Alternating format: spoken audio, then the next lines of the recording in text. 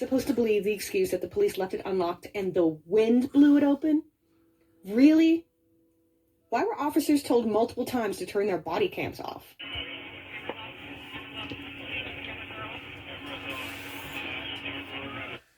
Keep in mind, Sheriff Lombardo is not above lying to the public.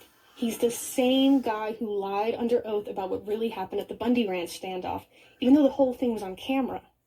Federal corruption and Lombardo's perjury cost Clive Bundy 2 years of his life in jail.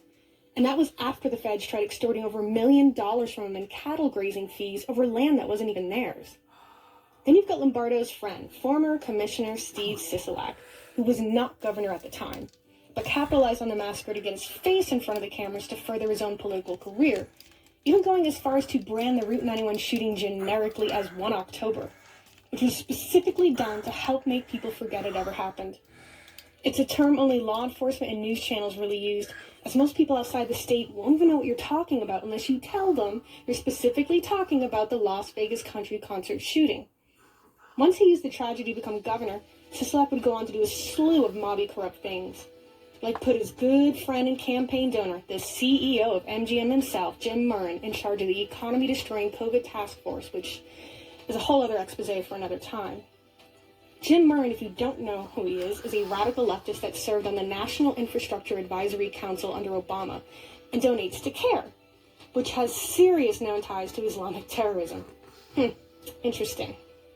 He also sold off $10 million of MGM stock 3 weeks before the shooting, and then MGM had to pay him $32 million to leave on top of that. So instead of getting punished for the extreme lack of security, he made out, but not before he laid off a ton of workers to pay for it. Under Murren, MGM also had the audacity to sue over 1,000 of their shooting victims and their families, claiming the casino wasn't liable, and then ripped the rest of them off by only having to give out a fraction of the expected settlement costs that MGM's insurance covered most of anyway, which I'm sure has nothing to do with the judge in the case also being the daughter of the current vice president of security of MGM at the time. You are the only person that we know of at this point who's actually opted out of the lawsuit and fired your lawyer. I went to my lawyer and said, can you tell me who the mediator is going to be? I didn't get a response. And I was doing research, and I said, please tell me it's not Jennifer Tagliani. And he writes me back and says, it is Jennifer Tagliani. I said, she's the one person that should never be around this case because her father is the VP of Security and Surveillance for MGMRI at the time of the event. There's a lot to unravel here, so let's break it down minute by minute. All the things they don't want you to know about the Las Vegas Route 91 shooting. According to LVPD's report on what was on Paddock's home computer, 3 months before the shooting, Paddock sent an email to himself about 3 random AR and bump stock sale ads. If you're thinking, that doesn't make sense, and that can't be all they found, and why are they so obsessed with bump stocks, let me just get this out of the way right now. Nothing will make sense about the conclusions Lombardo and the FBI come up with about the shooting. According to SEC filings in August, George Soros bought $42 million worth of put options on MGM.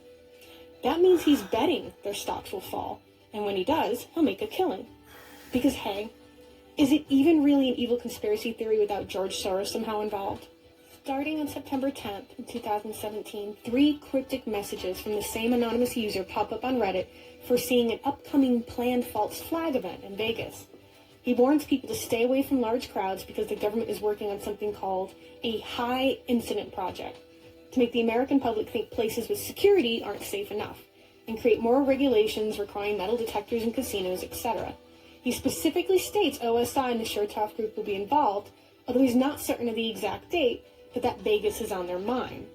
What's interesting is that Snopes scoffs at the messages as unproven, not because they couldn't prove they were false or true, but because they deemed it too vague to be taken seriously. Sounded pretty specific to me. If you don't know who Chertoff is, he's Bush's former Secretary of Homeland Security, where despite the major conflict of interest, he demanded agencies install certain security machines, which he just so happened to own the companies for.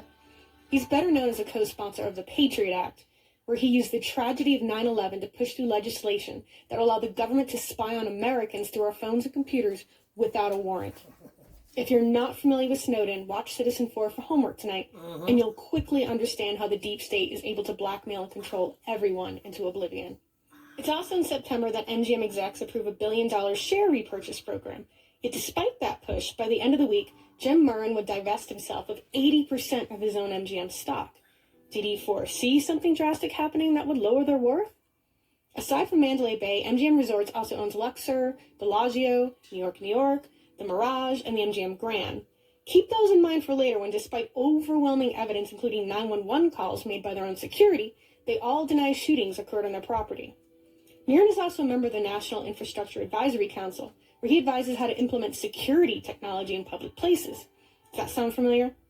And yes, increased security to the financial benefit of those investors and those products is exactly what ended up happening, just like those ominous Reddit posts said.